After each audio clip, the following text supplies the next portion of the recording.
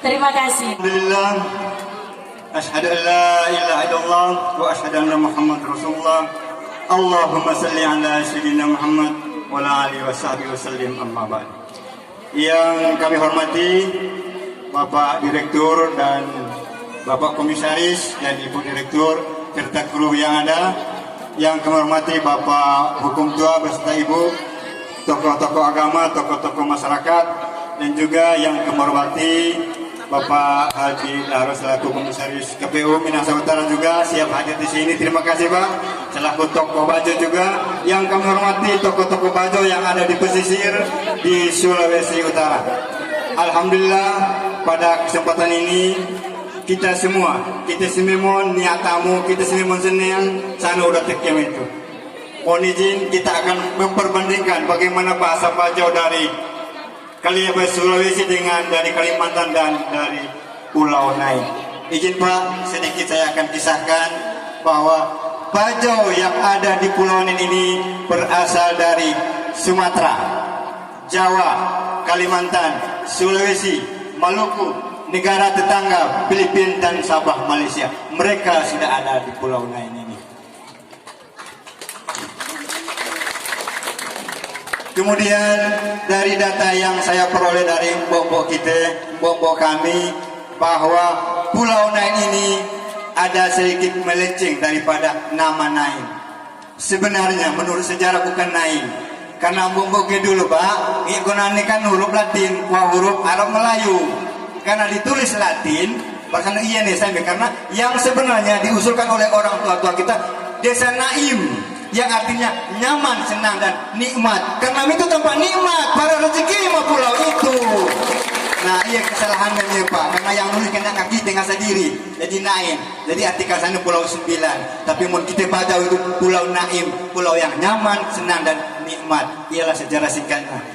Kemudian juga aku memperkenalkan bahwa suku Bajo Pulau itu berjenis adat. Di sini kan Niak Sambra, ya Pak Hadra, Niak juga Sambra, Niak juga paduan. Suku Baka Masabang sampai Merauke Niak Pulau dipadukan oleh suku Bajo arane Bongbong. Ia paduan suku, jadi bukan adat Bajo, paduan suku yang ada di sini itu mulai Minahasa, Bajo, Sangir, Pulau Mongondo, Jawa, semua dipadukan. Dan mungkin insya Allah sebentar akan ditampilkan namanya Bongbong. Ya. Itu artinya kalau bahasa Bajo sini itu semangat, Bongbong itu semangat, tuh orang cari gara-gara, jadi semangat dia itu Bongbong. Jadi mudah-mudahan sebentar mereka akan semangat itu. Kemudian juga saya akan memperkenalkan bahwa silsilah di sini itu mungkin Bapak bilang tadi dan akan memang. Cuma orang ini Pak mau samakan dulu. Ada selisih pendapat masalah Bajo dengan Bajo yang kita sering disalahkan. Padahal kalau kita perbandingkan, kalau Bajo di sini satu kata saja. Sini kan bilang uruang. Kalau Bajo saya di Kalimantan Timur itu selisih cuma selisih sedikit. Berarti Bajo di sini terpengaruh dengan bahasa Minahasa dan Sangir. Ada ore-orenya di belakang. Kemudian ada eng-engnya di belakang. Mungkin itu indikasi sehingga pengaruh kita bahasa sini punya eng di belakang. Baro yang rumpiang, tumpiang, semua sudah ada eng-eng di belakang.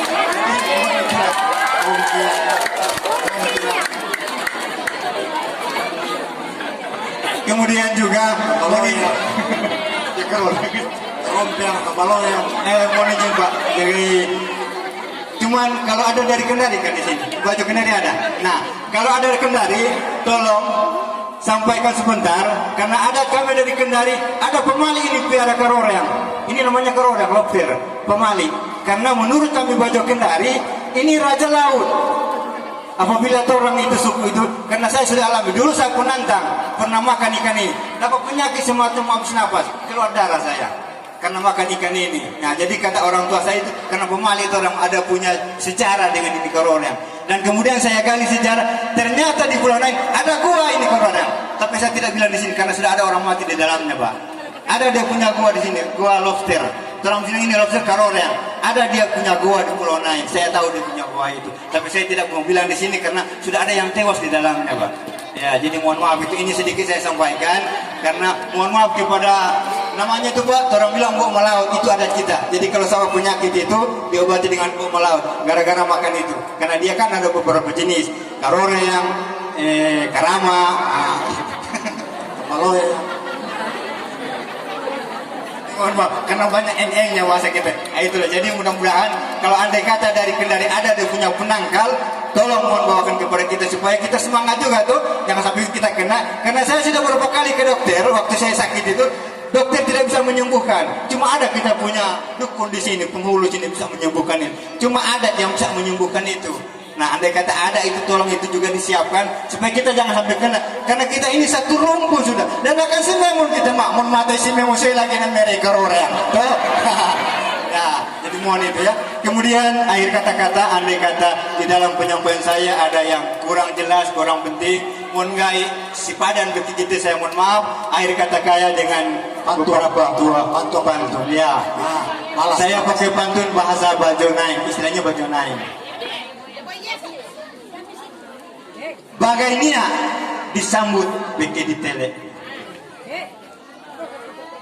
nga abajo na mere karoren dan akan nia namue dele nga alahat na sejahtera si memon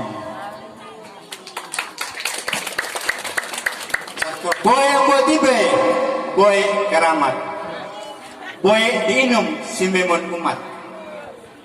Kita minta Allah Ta'ala supaya mendapat berkat, delek sehat dan selamat kita dapatkan.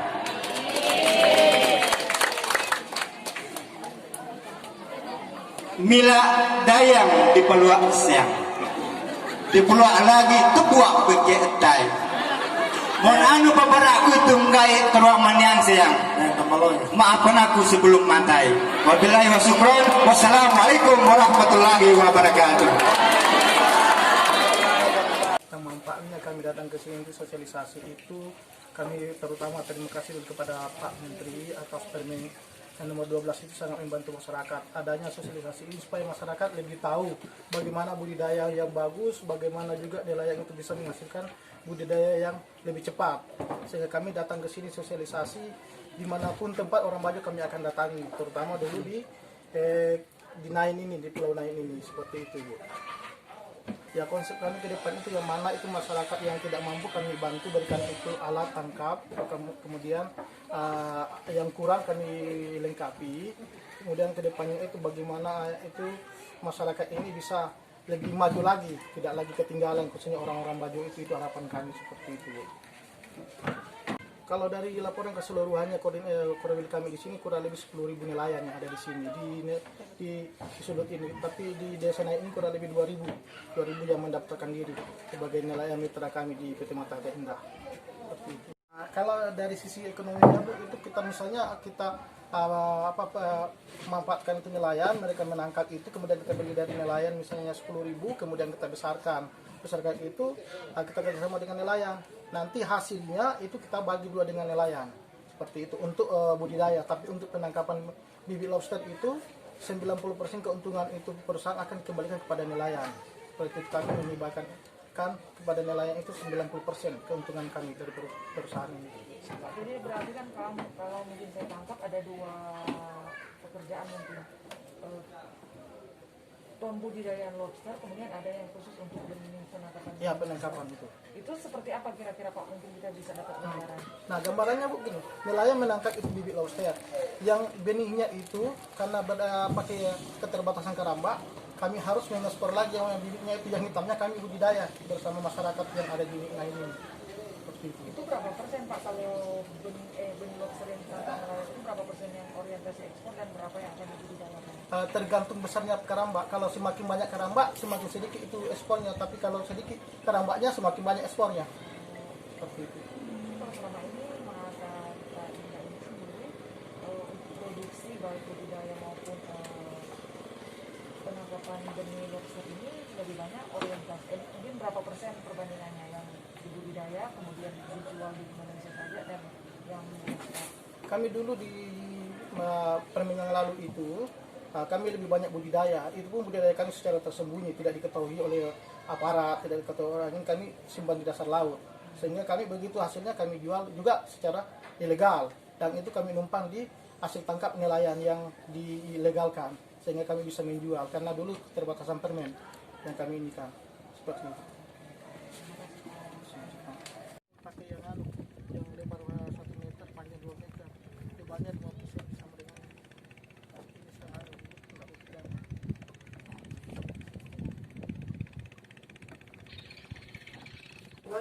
kasih. Dengan adanya sosialisasi yang baru saja dilakukan secara kami dan juga masyarakat bahwa tentunya sangat begitu senang dan berterima kasih kepada perusahaan yang sudah memberikan ruang dalam penambahan usaha ekonomi masyarakat yang memang kehidupannya berfokus kepada masalah perikanan.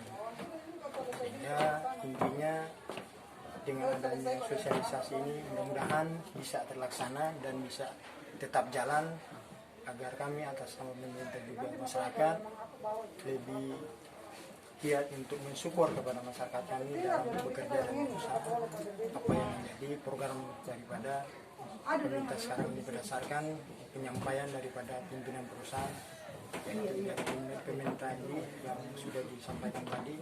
Oleh karena itu bahwa pemerintah tetap berharap agar memberikan ruang kepada masyarakat untuk melakukan kegiatan demi kesejahteraan ekonomi rakyat.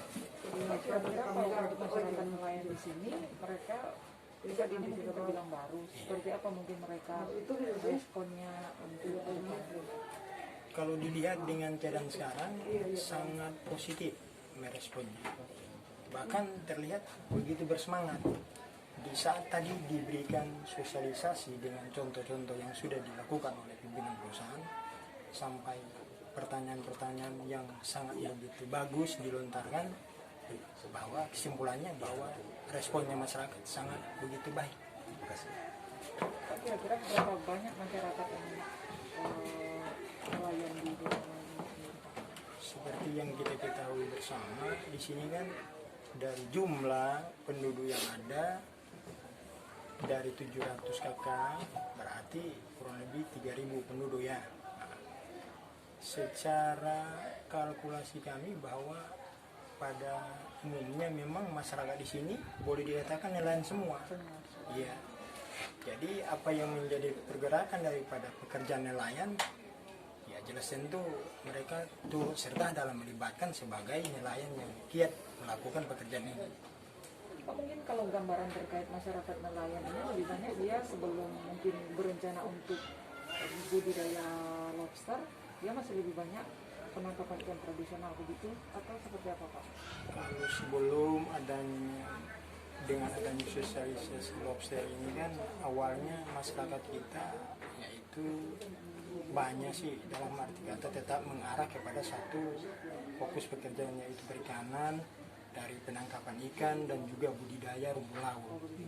Ya oleh karena itu sampai sekarang ini dari 2 item pekerjaan nelayan yang merupakan sudah menjiwaragai daripada pekerjaan mereka selaku masyarakat yang kehidupannya nelayan, ya saya rasa tidak akan lepas, tetapi dengan bertambahnya ini budidaya lobster ini mungkin mereka lebih bersemangat lagi karena udah ada ketambahan satu kegiatan yang intinya pada dasar kehidupan dalam menghadapi ke depan nanti yaitu dari bersumber daripada budidaya lobster ini.